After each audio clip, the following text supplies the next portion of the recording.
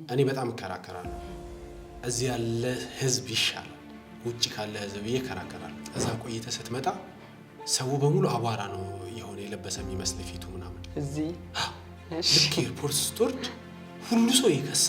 አሜሪካ ውስጥ አየት ያለበት ቤት ብትገባ ብር ሪፈንድ ተደርጎልህ መልቀቅ ትችላለህ።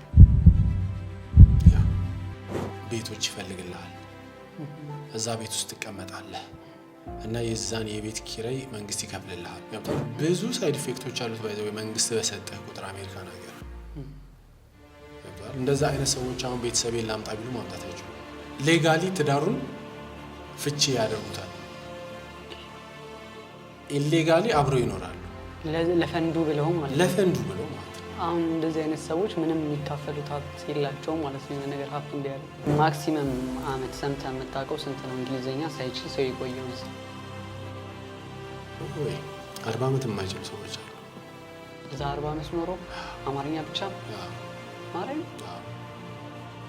ባይዘው እነዛ ሰዎች 4 ወር መኖር አይችሉም። እዚህ ማለት ነው 4 ወር መኖር አይችሉም። በቃ 2 ወር ሾዋፕ አድርጎብህ ነው የሚሄዱ። ለብሶ ዘንጦ በልቶ የሆነ ትልቅ ቦታ ገብቶ የሆነ ሴቶች ይዞ ምናምን የማይቅመውን ጫት እየቃመ እዚህ ስንት ሰው የሚቀለድበት አለ።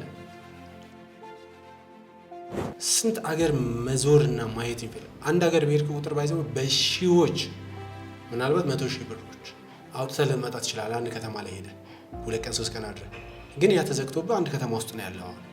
ከአዲስ አበባ አትወጣም። ሰዎች ፈርተው አዲስ አበባ መጥተው ሳውዝ አፍሪካ እና ዱባይ ተዝናንተው ከዛ ቀሪ ጊዜያቸው ደግሞ ኢትዮጵያ መጥተው ሳምንት አሳልፈው ወደ አገራቸው የሚመለሱበት ሁኔታ ተፈጥሮ